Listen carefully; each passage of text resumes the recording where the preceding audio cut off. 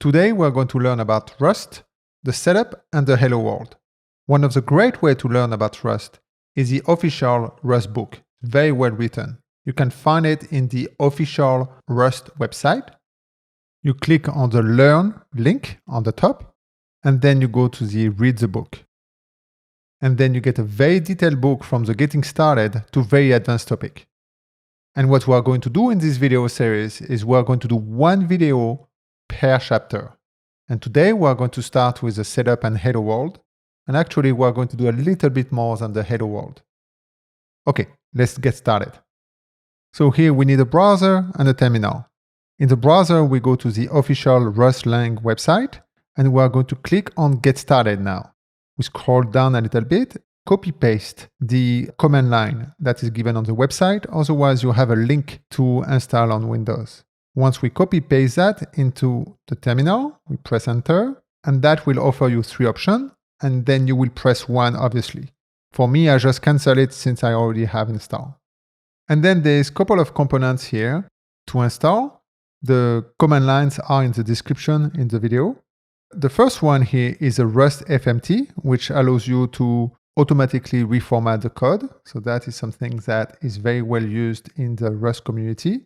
And then the second one is the rust-src, which is going to be useful for later for a plugin that we're going to install on VS Code. And then last is going to be the cargo watch, which is going to allow us to have the save and restart every time we update our code.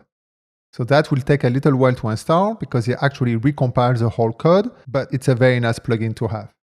Okay, so now on the VS Code side, the first thing that we're going to install is the code command line. So for that, you start the Command-Shift-P on Mac, and then you type shell and you install the command line extension. And then we go to the extension tab on the left, which is the little squares, and we're going to type Rust. And then we select the second one from the top, which is Rust-Analyzer, which is a pretty cool one. And then another extension I'm going to install is a 2ml. So this one is completely optional, but since we have some 2ml files, it's a nice one to have. And now that we have everything installed, in the terminal, we're going to do a cargo space, new space, the name of our project. So here, Rust Book 1. And then we press Enter, and that has created basically the hello world. So now we can go inside our directory and type the command code to start VS Code. So now we have our VS Code on our hello world project. So from bottom up, the first file that we see is the cargo.2ml, and that basically is the configuration of our project. So very simple right now, there is no dependencies and just some default configuration on the top. Then after we have the git ignore, and if you have git installed, you probably know what this file is about, and if you don't, you probably want to install git at some point. And here I just added the .vs code in the exclusion list. And then after we have our source folder, which has one file, the main.rs, which is our Rust source file. And inside this file, we have one function, main, that calls a macro. And the reason why it's a macro is because it's this little exclamation mark to print hello world. And then after, what we're going to do is we're going to toggle the terminal inside VS Code. So you can do the hotkey or just start it like this with the command panel. And then in the terminal, we're just going to type cargo run. We press Enter, and then we see compiling, finished, running, and then the result of our main function, which is hello world. So now we can look at the files that it generated. So we have the cargo.log, it's not very important for now. And then we have a target folder. If we open the target folder, we see that there's a debug subfolder. And if we open it, we can see that there's a bunch of files. And then there's our Rust book 01. And that is our executable. And in fact, in the command line, we can call it directly here with target, debug, rustbook, and that will just run the file, just a binary file. And if I do a cargo space run space dash dash release, it will create a release folder with a fully optimized Rust binary. And if you're on Windows, you would probably see a .exe at the end. Now, obviously, if we edit the file and then call the binary directly, it will still display the previous result. So in fact, we have to build the file. So we do that with cargo build, and then we can call the file directly, which is basically what cargo run does. So with cargo run, we can just edit the file, press save, and then we do a cargo run, and that will basically build and run the file. So now there's a little trick here. Before we install cargo watch, and so that is what we can do. We can do a cargo space watch.x run, and that will do a build and a run.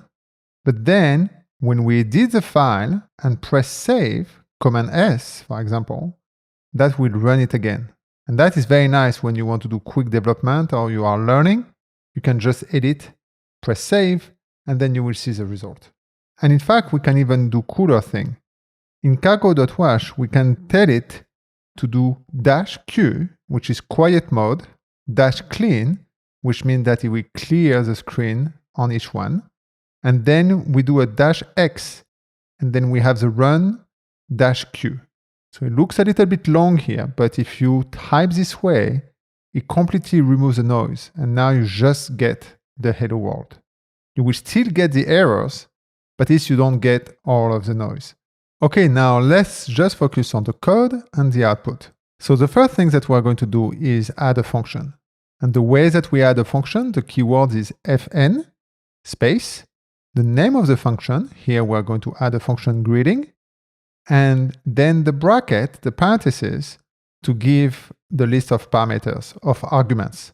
And in this case, we don't have, so it's going to be empty brackets. And then after we have the braces, which is for the code block. And then within it, we're going to copy paste the body of main, and we're going to put it inside the function. And then when we press save, we get this warning.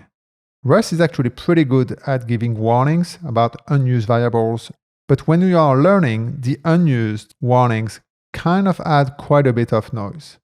Now the cool thing is, another little trick here, is on top of the main file, you can actually add what is called a crate attribute that will tell that for this crate, for this project, do not warn when there is some warnings.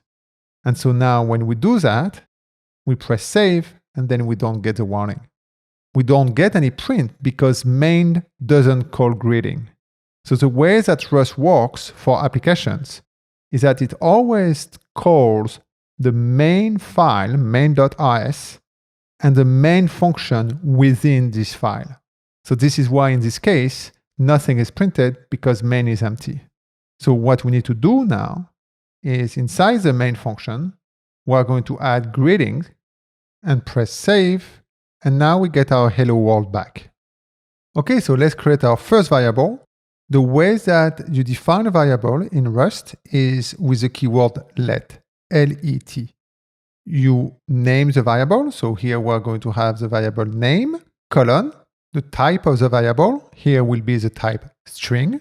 And the way you create a string object is by calling the from method, the from function, with a string literal here, Mike. Then we are going to augment the greeting method to take an argument, name of type string.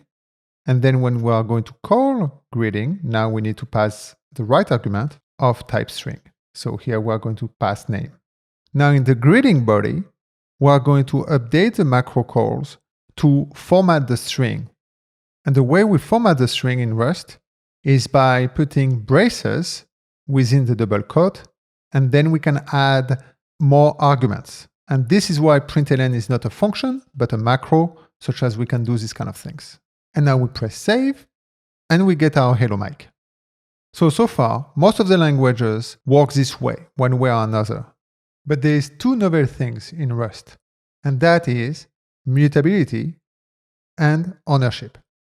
So let's focus on the mutability first. So mutability is about changing the value of an object. So in this case here, as we have seen before, the string object is actually growable.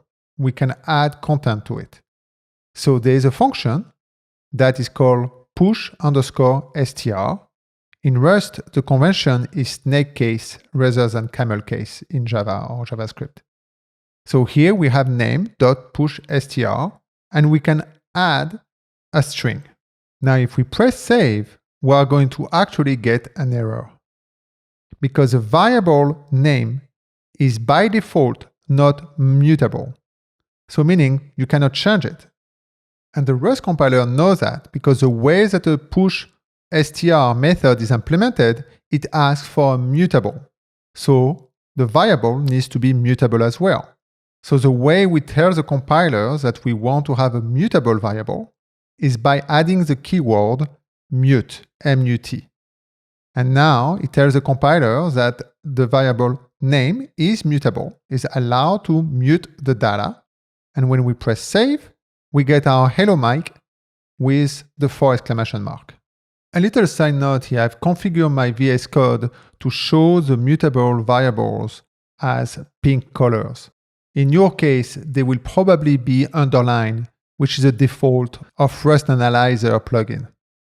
Okay, so let's clean up to go back to the bare bones that we had before. And now let's talk about ownership. So let's say that we want to greet Mike twice.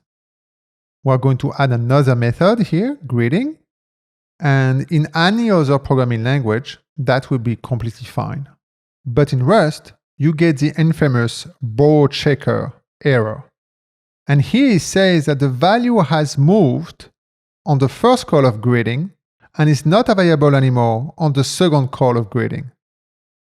And the reason why is because Rust manages memory at compile time.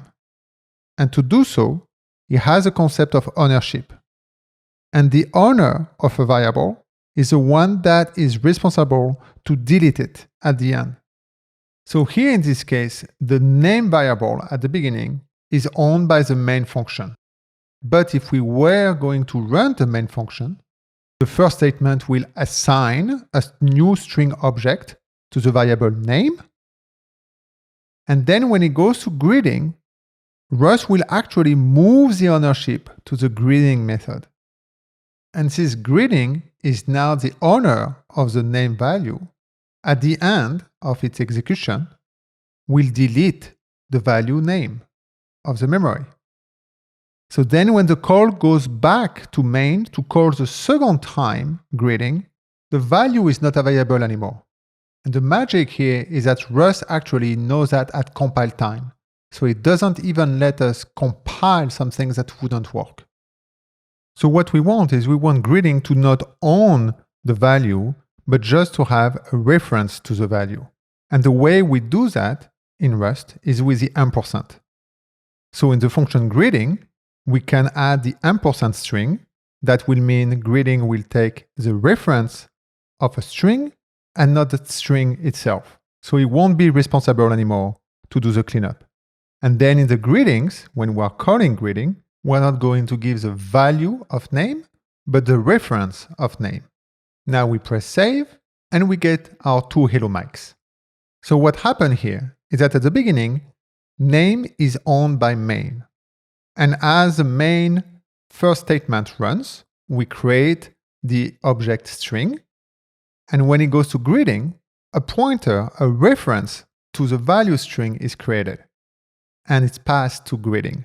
And so greeting does its job, but at the end, because it doesn't own Mike, it doesn't delete Mike. And then it goes back to greeting. And then we go to the second greeting, and it does the same thing. Create a new pointer to Mike. Then greeting does its job, doesn't delete Mike because it doesn't own Mike. And then we go back to the second greeting. And then at the end of main, since main owns Mike, mains deletes Mike. And that's it. That is the gist of Rust. Mutability and ownership. And obviously there's much more to it. But we'll learn more about it as we work the book. In the next episode, we'll do the second chapter, which is a guessing game. Until then, have a good one.